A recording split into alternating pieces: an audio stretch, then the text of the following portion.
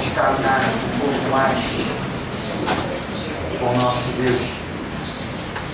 Amado Deus, Pai querido, nós te glorificamos por esta manhã preciosa, por este momento inigualável, Senhor.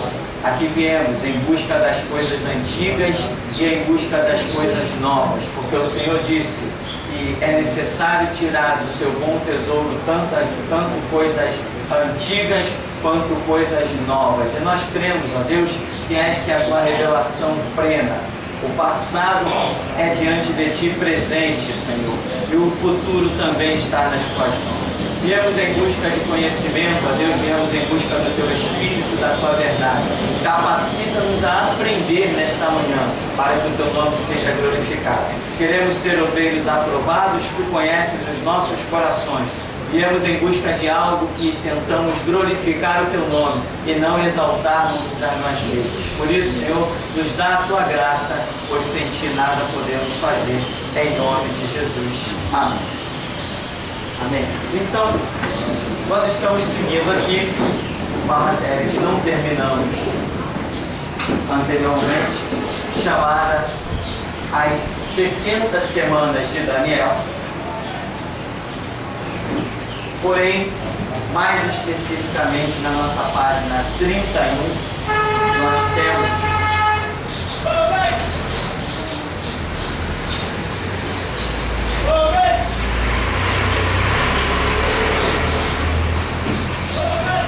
na nossa página 31 nós temos a segunda metade da última semana, né? O que é essa segunda metade da última semana? Vamos nos sincronizar. A história da humanidade, ela está descrita com princípio, meio e fim.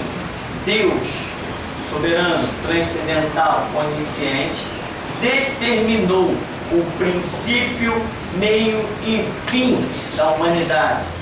Logicamente, o mundo cego, as pessoas acham que vão viver, projeto, olha, daqui a 50 mil anos, daqui a 200 mil anos, não tem, pode esquecer esse papo, pode esquecer até o papo de daqui a 2.000 anos. Daqui a 2.000 anos não existirá mais vida sobre a terra, porque é determinado por Deus, não haverá vida sobre a terra. Então existe uma régua que nós identificamos dentro da Escritura, em que nós vemos o princípio, meio e fim da história da humanidade, né? Essa geração de filhos, isso será extinto, isso vai acabar. Esse sentimento paternal não vai existir. E um monte de coisa, como diz Apocalipse, né? Eis que vejo novos céus e nova terra. Porque o primeiro céu e a primeira terra já passaram e o mar já não existe. Aí o Senhor diz assim: eis que faço novas todas as coisas. Se são novas, não se compara com o que ficou para trás. Nós vamos adentrar em outro mundo, em outro universo, em outro sistema de vida, que não terá mais morte, não terá mais pranto, não terá mais choro, não terá mais clamor, angústias. É isso que Deus preparou para a humanidade. Que humanidade? Aqueles que entrarem no barco, na arca chamada Jesus Cristo. Então, nós identificamos o princípio, né, como o início da história humana, e identificamos, não esqueça isso, identificamos acertadamente, sem sombra de dúvida, que a história da humanidade tem um fim já determinado, já profetizado. Tudo isso que você vê aí, vai chegar um tempo que não vai existir mais nada. Computador, que maravilha, computador, que maravilha, tecnologia, tá? Vai chegar uma hora que não vai existir mais nada disso. Sabe o que é fim? É extermínio, acabar e nunca mais voltar a existir. Isso na cabeça de alguns é um choque. Não, eu não vou mais andar na minha limusine, não vai não. Mas o meu BMW, não vai existir mais o seu BMW. E a minha fortuna no banco? Não vai existir nem banco, nem a sua fortuna. Tudo isso está com o tempo determinado para ser exterminado. Mas esse céu tão bonito aí, até isso a Bíblia diz que como um pergaminho vai se enrolar e deixar de existir. O Salmo fala do envelhecimento do universo. A ciência hoje prova que o universo está envelhecendo. A ciência já lançou as suas profecias falando que o Sol vai se apagar, que a Terra vai parar e que a vida vai se tornar inexistente, impossível. Porém, nós sabemos que essa previsão da ciência estaria correta se não existisse o que nós sabemos que vai existir: a intervenção divina. No milênio, quando brevemente todas as coisas serão restauradas e a Terra vai sobreviver por mais 1000 anos, surpreendendo a todos os cientistas. Mas a previsão de que ia faltar água, não vai faltar água, porque vai haver uma restauração.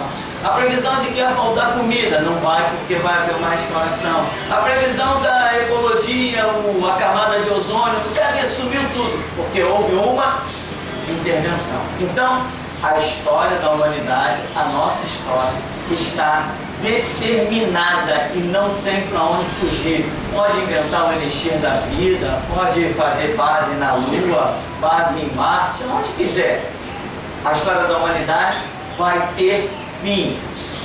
Acostume-se, meu irmão, com a ideia de que a humanidade vai deixar de existir e trabalhe, como Jesus falou, trabalhai pelo que permanece para a vida eterna. Mas o crente cativo, de óculos escuros, não quer enxergar ou enxerga embaçado, ele está trabalhando por esse mundo.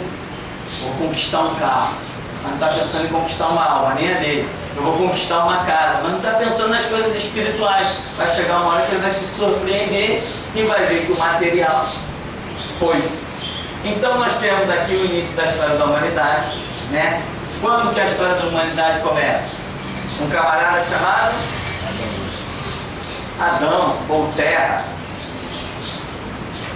Dizem os estudiosos, não sou eu quem diz, não estudei a tal ponto, que o nome Adão significa terra, porque Deus o formou do pó da terra ou barro.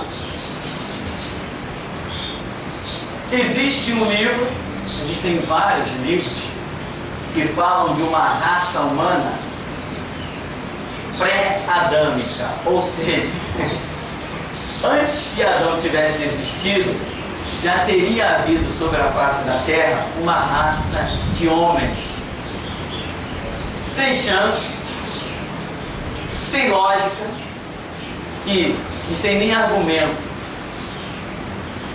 Inclusive os fósseis descobertos não dão margem para isso. Existem livros bem vendidos, inclusive, falando sobre a possibilidade da existência de uma raça pré-adâmica. E alguém já me questionou. Eu falei assim, para mim não interessa. Mas como não interessa? Não interessa. Por quê? Porque a Bíblia que o meu Deus reservou para mim, ela fala de Adão para frente. Então eu não sou doido de querer descobrir o que o meu Deus nunca quis me revelar. Eu vou cair no abismo. Eu vou me machucar. Vou me arrebentar. Qual é a revelação de Deus? É de Adão para frente? Então é de Adão para frente que eu tenho que caminhar. Mas e a raça pré-adâmica? Olha, antes de Adão, a única coisa que eu realmente reconheço são os dinossauros. Antes de Adão existiram os dinossauros. Houve um cataclisma, nós identificamos em Gênesis, ora a terra tornou-se sem forma e vazia, um cataclisma que acreditamos ter sido a rebelião de Lúcifer. O universo foi impactado por coisas fora do comum e a terra foi destruída e toda a vida sobre a terra destruída. Mas que vida era essa? Os dinossauros. Não há registro pelos fósseis encontrados de nenhuma ossada humana que possa se comparar ao mesmo tempo da ossada dos dinossauros. Entre dinossauros e homem existe muitos milhares de anos. Muitos milhares de anos. As ossadas de homem mais recentes, ou seja, as mais antigas descobertas, não se comparam às de dinossauro seria mais recente, né? Do dinossauro que morreu com menos tempo, vamos assim dizer. Então existe um abismo, cientificamente dito, intransponível, ou seja, homem e dinossauro nunca viveram juntos, não viveram na mesma época, não são contemporâneos. Esquecendo isso, vamos falar do que realmente é para nós. Nós temos aqui então algo chamado Antigo Testamento e temos algo chamado Novo Testamento. Nós temos o tempo da lei e temos o tempo da graça. Nós já identificamos isso. Isso é fundamentado na Escritura. Isso é lógico, isso é evidente. As 70 semanas de Daniel, se você observar, ela está fazendo desfecho de um monte de coisas e isso é completado lá com Apocalipse. Se você juntar Daniel, que é inclusive teologicamente chamado de o Apocalipse do Antigo Testamento, né? Então Daniel, que fala das 70 semanas proféticas, mais Apocalipse, encerram minuciosamente a era da humanidade e todo o projeto de Deus com o homem sobre a terra é encerrado na Escritura claramente. Agora, a eternidade é outra história. Na eternidade é aquilo que olhos não viram, ouvidos não ouviram, nem nunca subiu ao coração do homem. É o que Deus tem preparado para aqueles que o amam, que demonstram o seu amor aqui na terra. E como que se ama a Deus? Não se ama a Deus com um sentimento. Ah, eu amo tanto a Deus. Inútil, vai para o inferno amando tanto a Deus dessa maneira. Jesus Cristo falou que a maneira de amá-lo é guardando os seus mandamentos. Aquele que tem os meus mandamentos e os guarda, é esse que me ama. E a esse eu e o Pai me manifestaremos. Esse negócio de amar a Deus com sentimento é lixo, não presta para nada. Ninguém pode amar a Deus com sentimento porque ninguém nunca viu a Deus. Então esse amor de sentimento para com Deus é falso, é mentiroso, é ilusão. Não se ama a Deus com sentimento. Você só consegue devotar sentimento àquilo que você vê, esquadrinha. Deus você nunca viu. Você não tem como amar a Deus. Você só pode amar a Deus pelo entendimento da guarda dos seus mandamentos. Aí é amor. Se não é amor, é ilusão. Porque quem não tem a palavra de Cristo não tem o Espírito Santo. E quem não tem o Espírito Santo não pertence a Ele. Não é isso que a Bíblia diz? Aquele que não tem o Espírito de Cristo, esse tal não é dele. Então não se ama a Deus com sentimento, se ama a Deus com as suas obras. As suas obras, a sua vida demonstra se realmente existe Deus na sua vida. Então, essa é uma regra, uma régua que nós já identificamos. E nós aqui estamos querendo falar na segunda metade da última semana. O que vai acontecer? O que está acontecendo aqui no final do tempo chamado graça? Nós identificamos o período que hoje estamos vivendo, que esse ministério começou, chamado de restauração. Restauração, nós estamos já aqui, nós já estamos aqui, antecedendo o quê? Um episódio chamado arrebatamento da igreja. Acreditando ou não, quem viver ou não saberá, a igreja será arrebatada. A igreja não é denominação, nem pateta de Bíblia na mão se dizendo crente. Não é isso que é a igreja. Igreja é quem vive os mandamentos, e não vive só o mandamento de amor, amai-vos uns aos outros, mas vive também o mandamento que diz: bem-aventurado que tem fome e sede de justiça. Eu abato os soberbos, dou graça aos humildes. Entendeu? Esse papo de Jesus ser só amor, aqui não existe esse Jesus só amor. Aqui existe um Jesus que é justiça. Que ele mesmo disse: bem-aventurado que tem fome e sede de justiça. E se Jesus fosse só amor, teria ficado calado na frente do delegado. Mas ele é justiça, então eu lancei a palavra, discuti, desafiei e estou fazendo o que estou fazendo na internet pelos DVDs.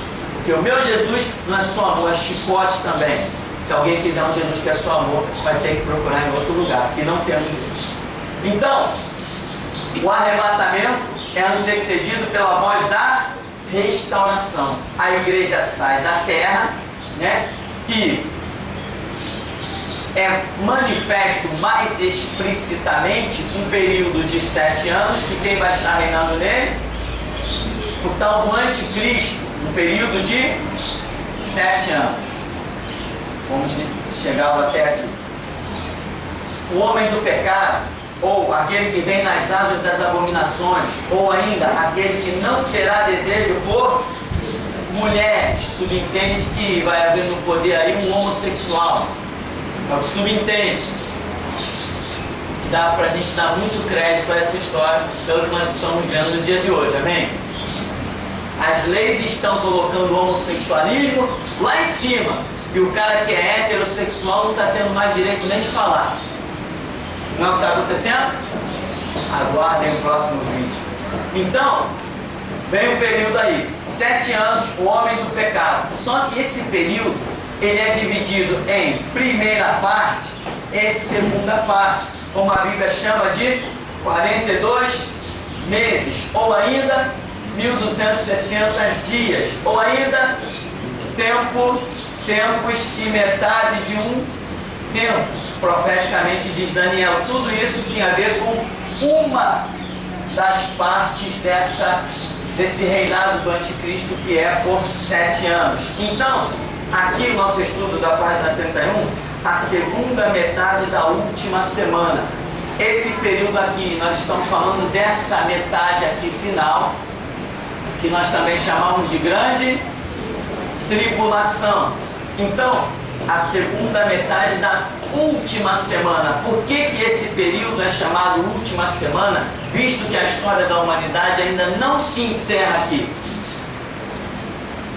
Porque este período é o complemento do que o anjo falou para Daniel. Daniel, 70 semanas estão determinadas sobre o teu povo. Então, está faltando essa semana, porque quando se cumpriram 69 semanas, ou 483 anos, essa contagem das semanas foi interrompida e instituiu-se o tempo da graça, abriu-se essa laguna. Então agora, quando a igreja for arrebatada, vai se completar mais 7 anos que vão somar aqui nessa história, que vai dar um total de 490, né? Onde Jesus deixa aquela palavra profética. Ah, Senhor, até quantas vezes pecará o meu irmão contra mim? 7 vezes? Não, não te digo que 7 vezes mais. 70 vezes 7, 490, Jesus está instituindo este número como momento de perdão. É justamente depois, ao completarem-se mais esses 7 anos, que somará na profecia de Daniel 490, Jesus Cristo virá sobre o Monte das Oliveiras para dar perdão à nação de Israel. Claro que não é um perdão de graça, é um perdão, como diz Zacarias 12, 13, 14, em que o primeiro Israel paga um preço muito alto. Então, irmão, veja bem, é aqui que nós chegamos. Depois de Jesus se manifestar no Monte das Oliveiras, ele implanta o milênio, e no final do milênio encerra-se a história da humanidade sobre o planeta Terra. Acabou-se, a terra não vai mais existir. Jesus falou: o céu e a terra passarão, mas as minhas palavras não vão passar. O planeta Terra, todo o sistema solar, as galáxias, Via Lácteas, tudo que os cientistas veem, tudo que os astronautas viram, tudo que é planeta, tudo que é satélite, tudo que está dentro desse sistema universo, que é conhecido cientificamente, tudo isso deixará de existir no abrir e fechar de olhos. Vai para onde? Não sei, eu sei que vai deixar de existir. Com toda certeza absoluta. Então a história da humanidade encerra aqui. Hoje nós estamos aqui. Olha onde nós estamos. Aqui. Estamos vivendo aqui o finalzinho da era da igreja, num período chamado restauração. Esse final da era da igreja, o máximo que ele vier a se estender será até, não passa daí, 2100. Esse período que nós estamos vivendo, ele não passa de 2100, não passa. Ou seja, nós estamos em 2010. Então, de 2010 seria, porque eu acredito que não chega a tudo isso, seria mais 90 anos para que o arrebatamento acontecesse. Sinceramente, eu creio que vai ser muito antes mesmo. Mas estamos arredondando só para você ter uma ideia de tempo. Aonde nós estamos, na régua que exterminará a história da humanidade, nós estamos aqui. Daqui a pouco a igreja é arrebatada, entra mais 7 anos, impõe-se o reinado anticristo com 7 anos, vem Jesus no Monte das Oliveiras, implanta o seu reinado com sede em Israel, trazendo a igreja de volta para reinar com ele 1000 anos. E aqui se cumpre a palavra que diz: este evangelho do reino será pregado a todos os povos ou todas as gentes. E então virá o fim. Veja bem, o fim, muita gente pensou que fosse aqui. Jesus disse: ide por todo mundo pregar o evangelho. Aí lá em Mateus 24 ele diz: depois que o evangelho do reino for pregado a todas as criaturas, virá o fim. Muita gente achou que a igreja fosse ter a missão de pregar o evangelho, e quando a igreja dominasse o mundo com o evangelho, viria o fim. Só que isso é errado. Até entendemos esse ponto de vista, que não é fácil.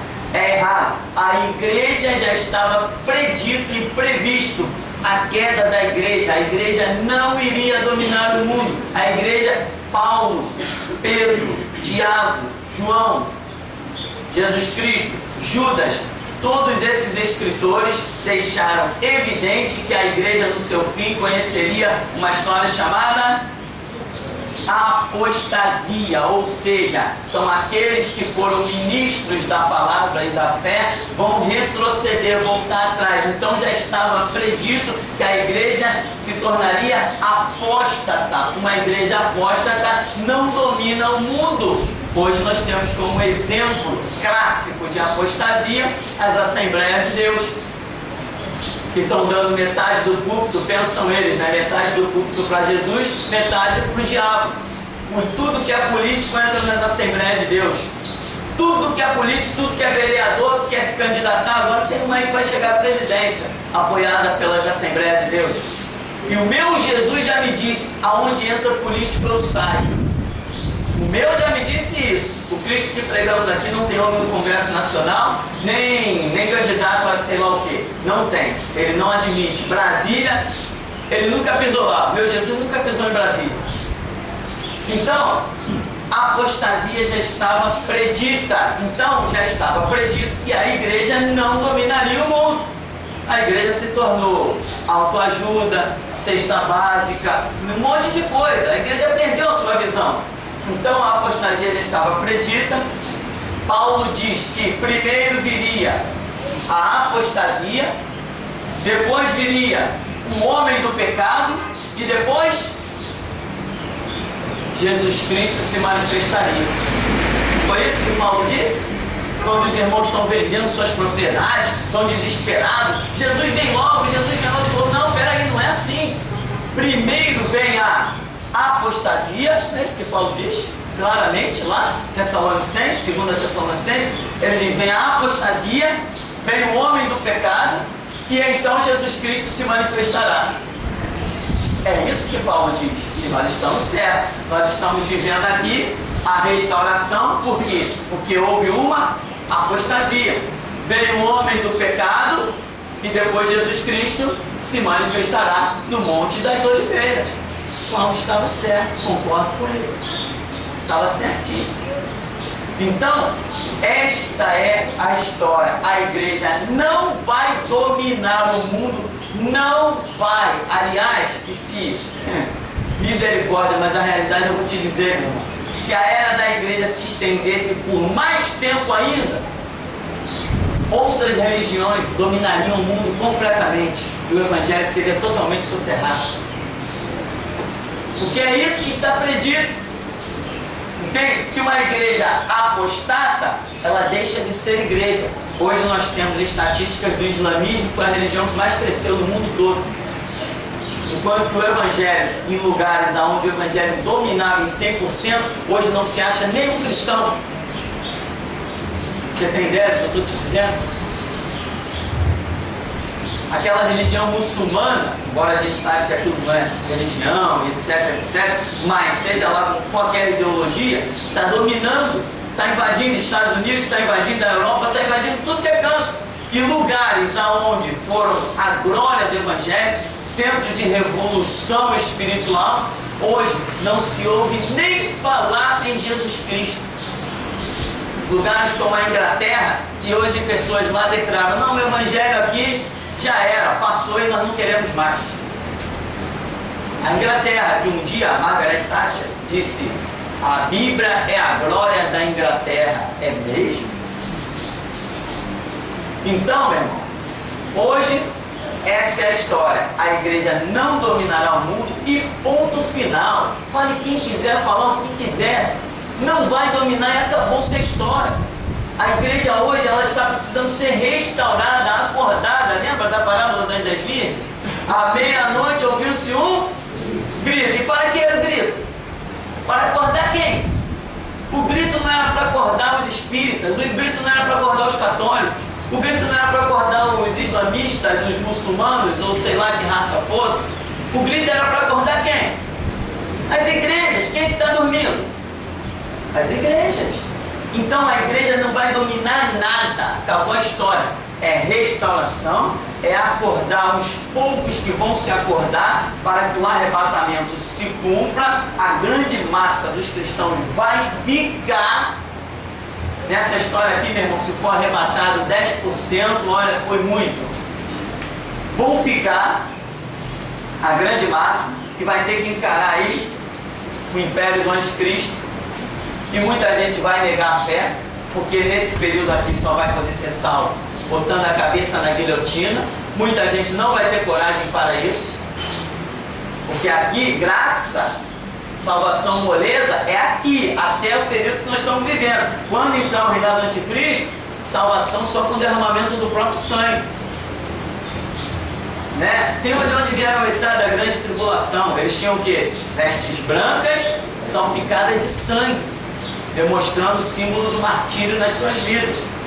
E muita gente não vai resistir, muita gente tem medo da morte, então muita gente vai negar a Cristo e vai continuar trabalhando aí para o anticristo. Então nós estamos aqui, acabando a era da igreja. Daqui a pouco, aquele que não terá desejo por mulheres, vem para reinar 7 anos, e ele vai começar com uma aliança, com quem? Com uma aliança com a nação de Israel. Então aqui, nesse períodozinho, né, nós vamos agora fazer uma limpezinha aqui, e vamos falar especificamente do período da segunda parte do reinado do anticristo, a segunda metade da última semana. Apocalipticamente falando, onde é que nós encontramos os moveres espirituais dessa situação? Quem sabe? Bem, apocalipticamente falando, esse período chamado Grande Tribulação, ou esses 7 anos geral desse reinado aqui, essa divisão, isso aqui está em Apocalipse capítulo 6. Primeiro período é representado por um cavalo branco, que é igual a uma uma falsa paz. Porque o anticristo primeiro vem com, a Bíblia diz, com alianças. Quem vem com aliança vem com a intenção de demonstrar uma paz, harmonia e não guerra. Então o primeiro cavalo de Apocalipse 6 é o cavalo branco, e muita gente diz, esse aqui é Jesus. Não, aquele lá não é Jesus, aquele lá é o anticristo. Diz que foi-lhe dado um arco e saiu vitorioso e para vencer. Essa não é a expressão usada para com Jesus. A coisa é diferente. Então tem o cavalo branco, ele começa o seu reinado, primeira parte, vamos assim dizer, 3 anos e meio, com a falsa paz. Mas daqui a pouco ele mostra a sua verdadeira face. E nesse período entram em cena os cavalos. Primeiro é o vermelho, que significa guerra. Depois o preto, que é a fome. E o amarelo, que é a morte. Este é aonde nós queremos chegar com essa, a segunda metade da última semana. Estamos falando especificamente desse períodozinho que também é chamado de grande tribulação. Quando o anticristo estiver no poder, ainda não será considerado grande tribulação. Jesus falou assim, daquele dia semelhante àquele, nunca houve, e após não haverá igual. E Jesus ainda diz assim, e se aqueles dias não fossem abreviados, nenhuma carne se salvaria. Os horrores aqui são fora do comum. Você já parou para imaginar a destruição de Sodoma, Gomorra? Já parou para imaginar o dilúvio? Sabe o que é você estar dentro da sua casa e começar a chover fogo? Começa a chover fogo em cima do telhado? Foi o que aconteceu lá com Sodoma. Aí você tenta sair na rua, está chovendo fogo ali na rua, você não pode pisar e a casa vai esquentando. Se você sair, você se queima, mas se você ficar aqui, você vai morrendo que nem um churrasco, vai cozinhando. Chega uma hora que o telhado cai em cima de você. Terrível. Mas Jesus falou que como esse tempo aqui, nenhum se compara. Lá em Sodoma e Gomorra, quem destruiu aquilo lá? Foi Deus ou o diabo? Foi Deus. E aqui? Esse período chamado Grande Tribulação, nós vemos que Deus libera todas as forças do inferno. Diz que um anjo vai lá, abre o poço do abismo e libera demônios que não tem mais quantidade, que chega ao ponto de escurecer o sol. E diz que são soltos os demônios em 1/3. 1/3 nós vemos que é toda a força maligna, porque diz que o dragão com a sua cauda arrastou 1/3 das estrelas do céu, o diabo com a sua rebelião. Então quer dizer, 1/3 representa toda a força demoníaca agindo em um períodozinho de 3 anos e meio. É muito demônio para pouco tempo, irmão. E ainda tem mais. Aqui ainda fala que o próprio Deus age, derrama sua ira por causa das taças de Apocalipse, em que o próprio Deus faz aquilo que o diabo não teria poder para fazer. Deus fere os rios, Deus mata os peixes, Deus fere as árvores, Deus fere o sol. O que o próprio diabo não tem poder para fazer, Deus fará para castigar horrendamente as pessoas nesse período. Jesus falou assim, aqueles tempos serão abreviados. Nós entendemos aí isso aqui no máximo 3 anos e meio, porque a Bíblia mostra essa divisão bem clara. Então, a segunda metade da última semana é o período chamado Grande Tribulação, em que o cidadão de Apocalipse 6, o anticristo, homem do pecado, vai estar reinando sobre a humanidade, reinando sobre todo mundo, um governo mundial. Esteja ele usando democracia, esteja ele usando oligarquia, esteja ele usando, como é que chama aquele negócio do rei? Monarquia, não importa o nome do tipo de governo que vai estar existindo, isso não interessa, interessa que vai ser ditadura. Não importa o nome que vai ser dado ao governo. Vai ser ditadura. O camarada vai querer que todo mundo se curve a ele. E a igreja não se curvou e foi arrebatada. Mas aqueles que não forem arrebatados, a grande massa não será arrebatada. Não será arrebatada. Quero que você entenda isso, meu irmão.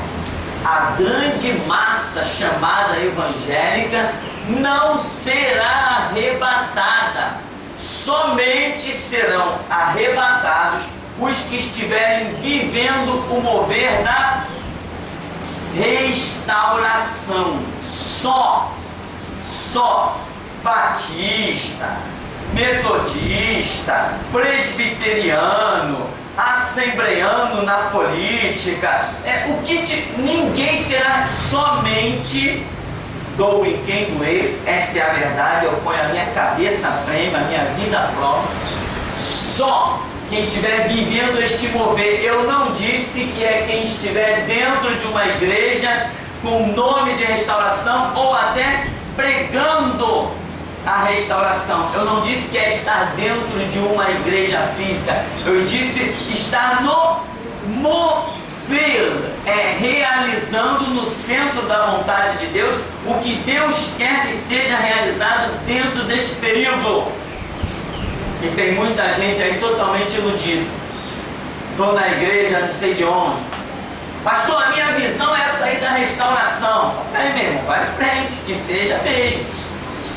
Agora, não, pastor, eu concordo contigo, mas está congregando lá na Assembleia de Deus, batendo palma para o político, batendo palma para o Crivella dentro das Assembleias de Deus, batendo palma para o Manuel Ferreira, o Abner Ferreira, e tem a visão da restauração, só se for no inferno.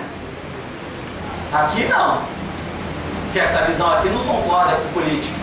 O político aqui é da porta para fora, da porta para dentro só serve de Deus. Dou em quem lê.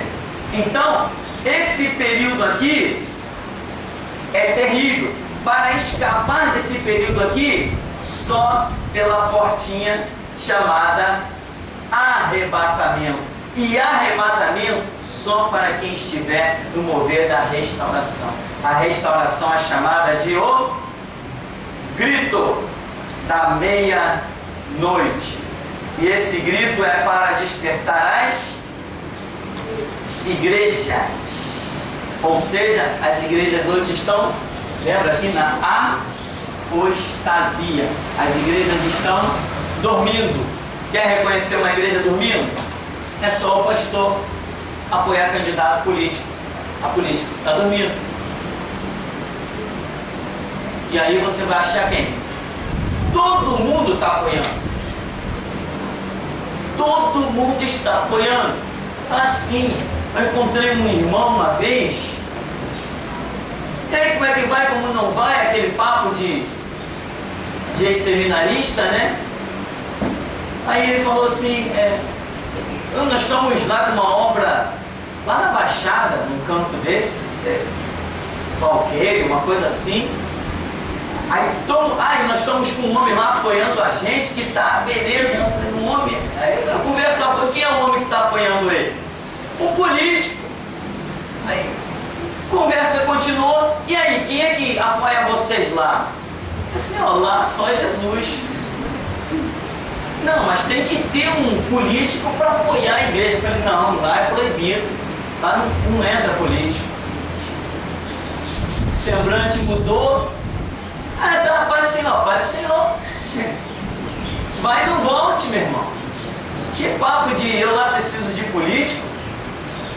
Fiquei 18 dias preso, por quê? Teve político lá me visitando? Quem me tirou de lá de dentro?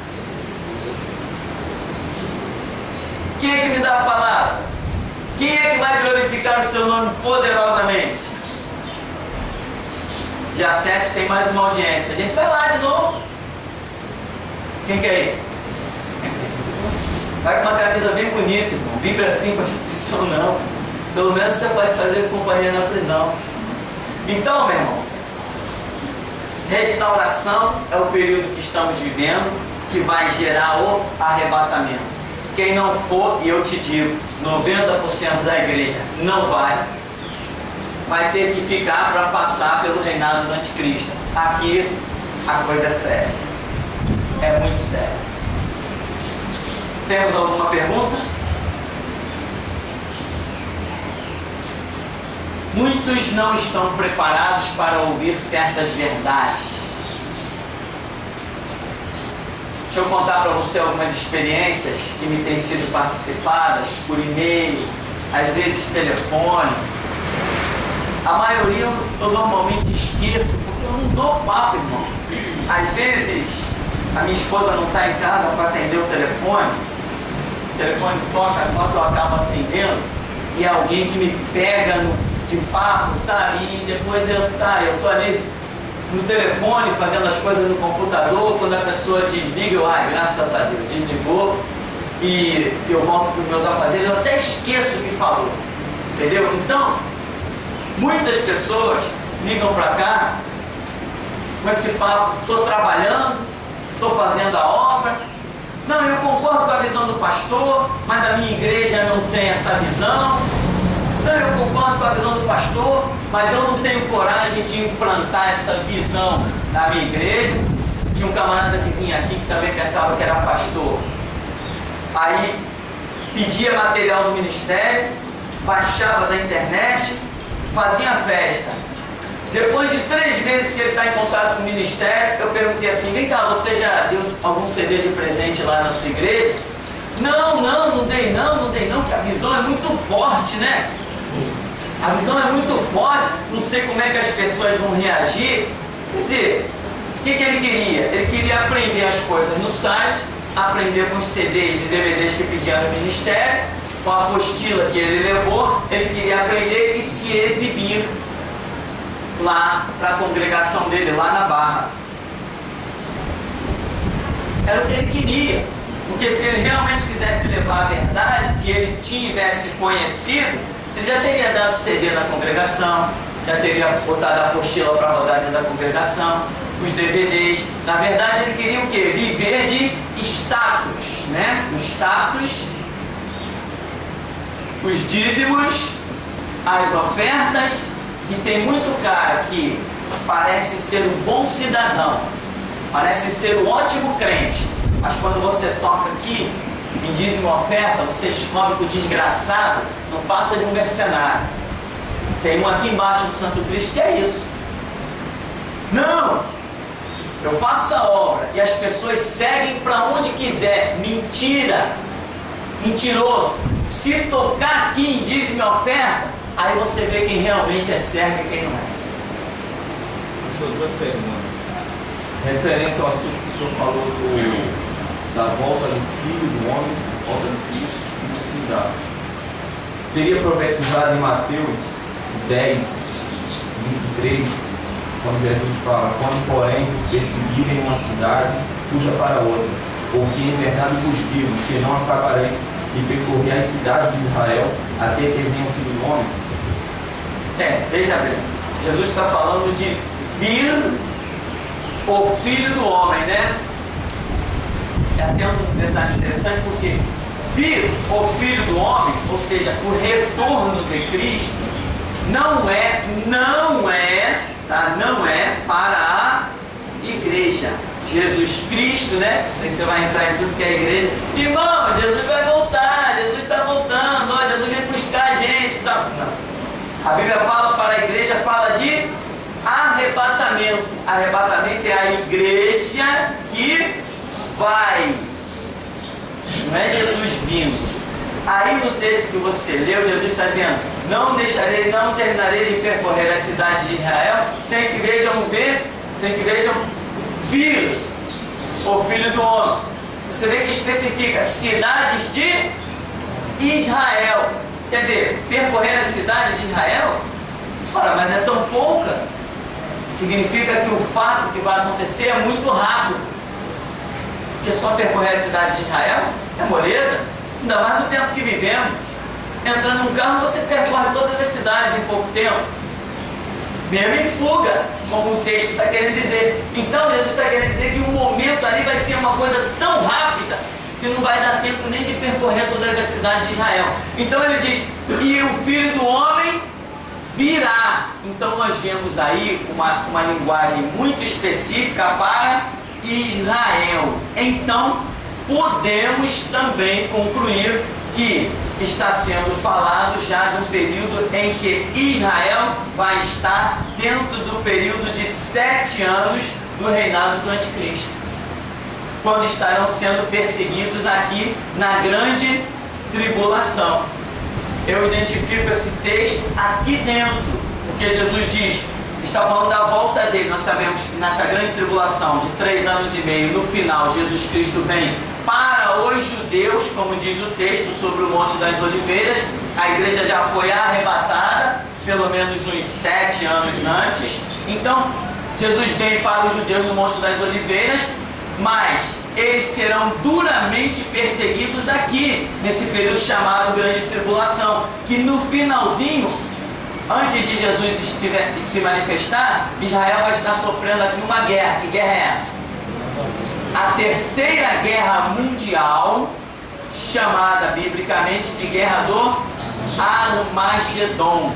Virá uma Terceira Guerra Mundial, dentro de poucos anos, menos de 100, creio eu, que Israel vai estar cercado, como diz Zacarias 4:12. Eu farei com que todos marchem contra ti, saibam que eu te amo. Então, eu vejo esse texto muito aqui dentro. Israel, os judeus fugindo, né? Só que eles não estão identificando que Jesus é o Messias, como nós vemos na história de Israel hoje. Ao contrário, eles abominam esse papo de Jesus o Messias, eles até abominam isso. Mas nós, restauração, já estamos deixando trabalhos que vão servir para lá na grande tribulação os judeus clamarem pelo Messias correto. Porque se clamarem errado, Deus não aceita culto irracional. Nós hoje, na restauração, já estamos trabalhando, deixando trabalhos que vão acordar os judeus. Quando eles se verem cercados lá, eles vão lembrar de um Jesus que nós, restauração, temos pregado. E lá, por isso que eles vão clamar e vão ser livres desse horror chamado Terceira Guerra Mundial, ou a Guerra do Armagedon. Amém? Vamos dar uma paradinha então?